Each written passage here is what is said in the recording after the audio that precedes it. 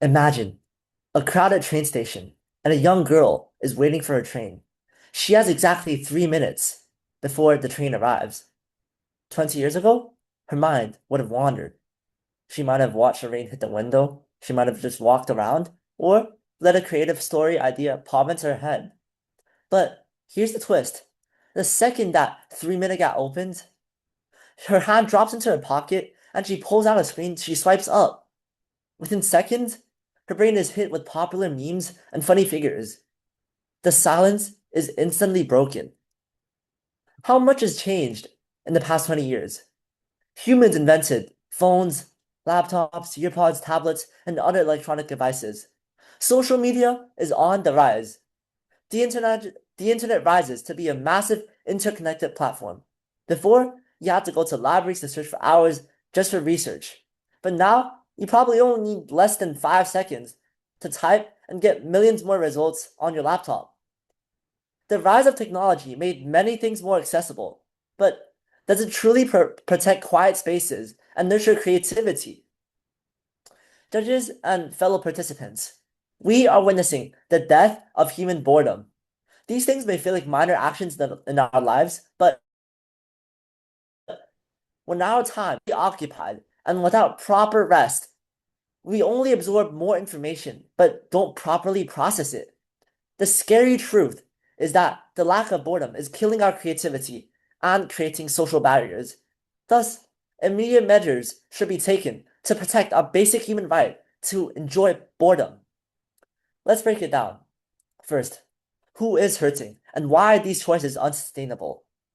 Teenagers obviously suffer the most because data shows that the average teenager now spends around 8 hours on screen just for entertainment daily.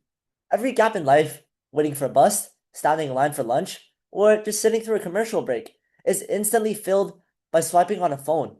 The basic human ability to sit quietly with our own thoughts is slowly disappearing. Teenagers are being deprived of inspiration and innovation. Creativity needs space.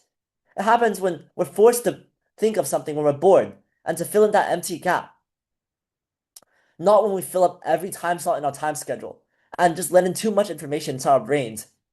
By removing all empty time, we are depriving ourselves of the opportunity to generate new ideas.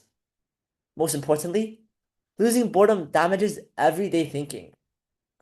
Neuroscientists talk about a process called autobiographical planning, and this is just a fancy term for when the brain reviews its own life, doing things like processing memories, learning from past mistakes, and overall just planning future goals. Without quiet spaces, we don't give ourselves enough time to process information that we actually take in. When we destroy boredom, we don't just destroy creativity. We destroy our ability to connect with other people and to socialize. Think about it. When everyone is too busy on social media, scrolling on Instagram, scrolling on Reels and Shorts, would people really would people really be willing to strike up a conversation with others or even talk to your friend or your family? The answer is probably no. Yes, people can communicate and bond online, but right now we have an interconnected world online, while our offline world is gradually becoming more and more disconnected. Now, how do we solve this problem? The standard response from those tech companies is that they just shove the responsibility away from themselves. They tell us that it's a matter of willpower, and parents should just manage screen time better, and people should just be more self-disciplined. But tech companies will argue that these laws limit people's choices, and any regulations will be negative. They'll tell you that these platforms are simply giving people a form of entertainment. But let us be clear.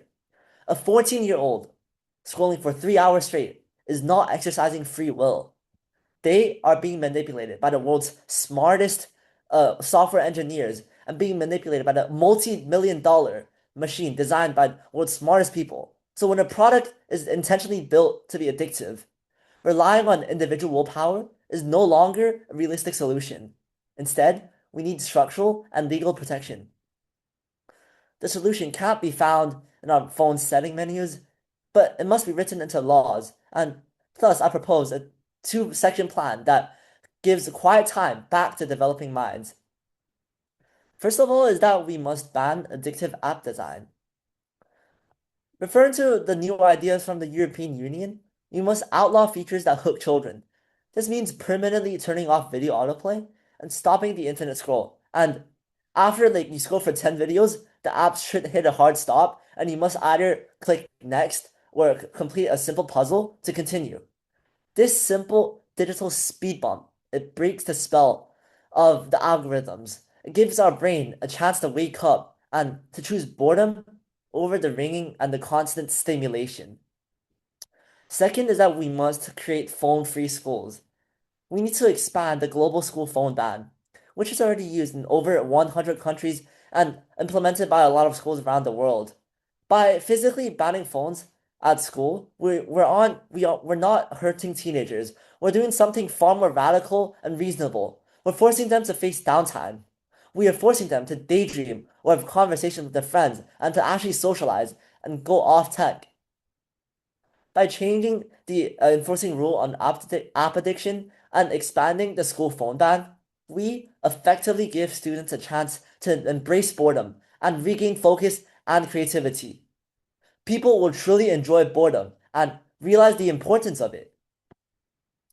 In the end, the world's greatest inventions did not happen when people were scrolling on their phones. Sir Isaac Newton discovered gravity while looking at an apple falling down from a tree during deep thought.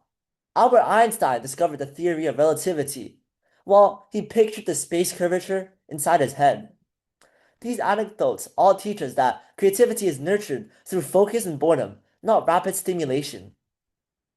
Yes, technology has propelled the society massively, but at the same time, it has slowly taken away our ability to enjoy boredom.